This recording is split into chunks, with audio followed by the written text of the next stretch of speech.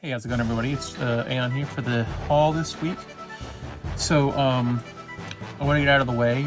A lot of this haul came from two Facebook Marketplace purchases. One, I bought a 3DS, which I'll show here in a second, and I bought the games, but I didn't need the games, so I sold the games, got about 150 or so in trade credit for the games, so that more than paid for the 3DS, considering I only paid $100 for the 3DS. It's a new model as well. So, here it is. I believe I'm going to do a reshell of it soon. I have one on the way. It looks kind of beat up, but the screen is perfect. The touch screen is perfect. But this needs to be replaced. And just the outer shell. Other than that, it's in great condition. Well worth the $100 that I didn't pay for it, considering I sold the games and got 150. So that puts me 50 in the black for that. Another one I did is I went on Facebook Marketplace and I bought two things. I bought a PS2, which I did a story about how I replaced the laser for because I just had a spare one. It was reading games fine, I just didn't read the blue disc, so swap that out. And that was $75 for that and 16 games. I sold all but 4 of them, which you'll see in a second. And then I got 17 PS1 games, which I kept, or sold all but 5. And I got all of those PS1 games for $25. So on the list of the ones that I did keep for the $25 lot was this one, Brave Fencer Musashi. Now I know this goes for 4 times the amount of what I paid for this. And I'm really grateful the person was just wanting to get rid of everything, and he was kind of focusing on Xbox stuff, so he threw me an offer and I just went with it. So I kept that.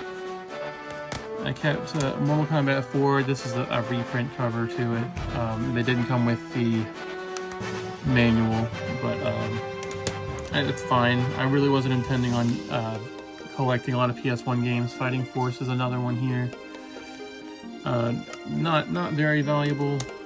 And then I got this for nostalgia purposes. Like, this game is not good.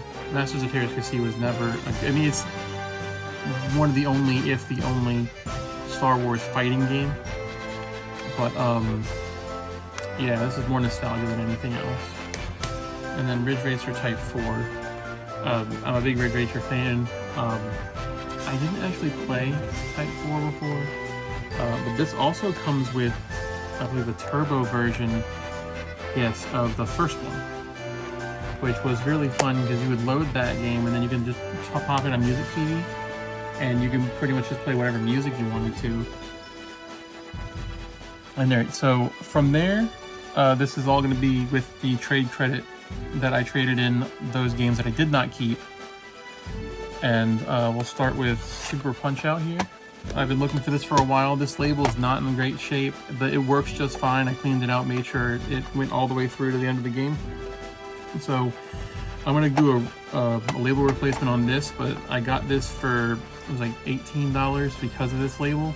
And then the label cost me like $4.50. So that's not a huge loss there. Actually, I think that's still cheaper than what you would get with a good label, so I'm still good there. F-Zero. I used to have this, and I traded it in a while ago. And it's a fun game. I mean, I don't know why I traded it in.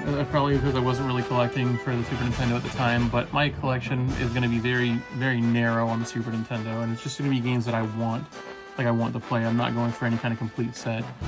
This is a tiny exception. I don't see me playing Star Fox a lot. I love Star Fox 64. This is just, it shows its age. The main reason why I got this was to check my FX chip contacts on my Super Nintendo. I did a battery swap on a Yoshi's Island cart a while ago, and while it does save, the game still freezes in places. And I'm not entirely sure if now is the FX chip on the cartridge that's faulty, or if it's something going on with my Super Nintendo that's faulty. So I got this as kind of like a tester.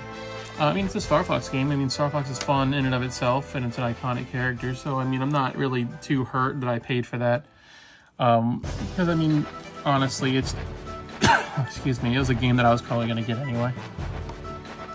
All right, I only got one Genesis game, but I haven't had Genesis games for a while, and it's Revenge of the Batman and Robin. This is a pretty fun game. I hear a lot of things about it. I didn't particularly play this one. I played Batman Returns. I don't have that one either, but I always kind of wanted to play this game. I heard this was really fun. I heard the soundtrack was really great, so I'm kind of glad to have it in the collection. This is definitely going to go up on the wall of Genesis games that I have. I got two PS5 games. I got Stellar Blade. I got this on the with some of the trading credit that I had. I mean, I'm thinking of hack and slash games. I know this got a lot of press, albeit negatively, online. I feel like if the gameplay is good and the visuals look nice, then you know and it's a good game. I mean, honestly, it's worth playing. Edge of Eternity. Now I got the PS4 version of this before, so I'm not going to really elaborate too much on this. I wanted to get the PS5 version and then probably sell the PS4 version just because I wanted one that either A looked better or B performed better. So yeah, I'm just gonna, I guess I'll just keep that one, sell the other one. I got 4 Xbox games, Xbox One/Series games.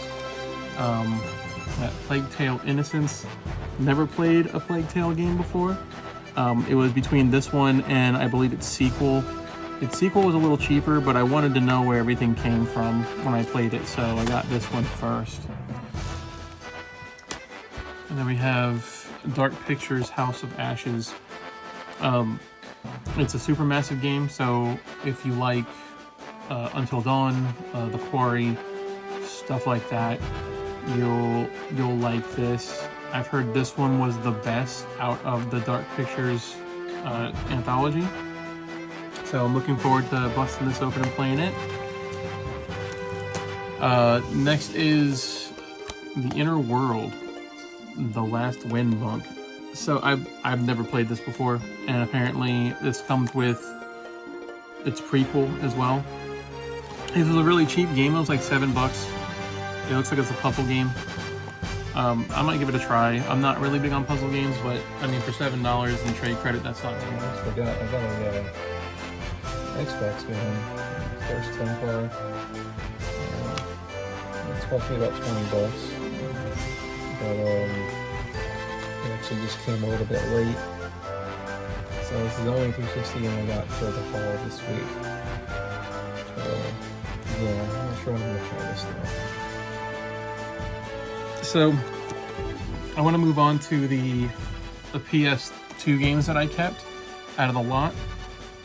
So Sly 3 was one of the games that I kept. I do like the Sly Cooper series. I got more into it in like the PS3 and PS Vita kind of generation there, so I didn't really go back and play any of the older ones, so it'll be nice to go back and play this. Next is Ninja Turtles 2 Battle Nexus. I have the first one on either Xbox or GameCube. I want to say Xbox, or I might have the third one on Xbox and the first one on GameCube. I'm not entirely sure off the top of my head. I will say though, everybody kind of has their special moves here. They kind of have their own uses and utility. Michelangelo does this little hover thing where he kicks his feet like as he's doing it, and it looks so freaking hilarious though. But yeah, one of the ones I kept. Rumble Roses is another one.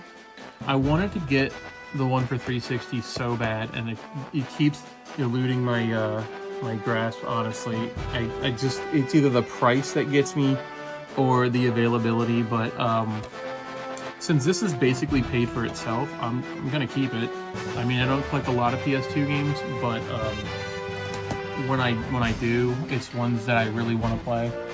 And the Rumble Roses games, any kind of like over-the-top kind of wrestling games, I kind of want to go for. So this is God of War 2, of course. I did have the play disc of the first one, so it comes with the a play disc like this one, and then a special features disc. I did not have this, so what I did is I sold my regular game disc and I kept this one. It's nice to have a complete version of that, so I believe I have every God of War right now besides the PSP versions, but I do have those digitally on my Vita, I want to say. And then lastly, we have the Switch games that I got. So I have Dragon Mark for Death. I've never heard of this game. It looked pretty cool because it looks like it was like co-op action game here. And this one, apparently it comes with this comes with all the character packs and a gear pack and additional quest DLC and stuff like that. So it'll be nice to see if I can get someone else to play it with me. But we'll see. And lastly, I got the Danganronpa Decadence Collector's Edition. So this comes with 1, 2, V3, and Danganronpa S. And it comes with a poster, which I saw that in there, a remix soundtrack, a lenticular print set, and the collector's outer box, which is this. Looks pretty nice. I like Danganronpa a lot. I beat the first two. I started V3 and I started Ultra Despair Girls, and I think I'm going to go and replay 1 and 2, which they're probably going to go by quickly since I already know what happens, and then do V3 from the start, fresh. But I really like this series. I'm a big fan of it, and to have it all in one spot in a collector's edition I think is very nice. But that would be everything I have today. So I'm going to go ahead and roll the tally of what I've gotten so far in my collection. You guys have a great rest of your week.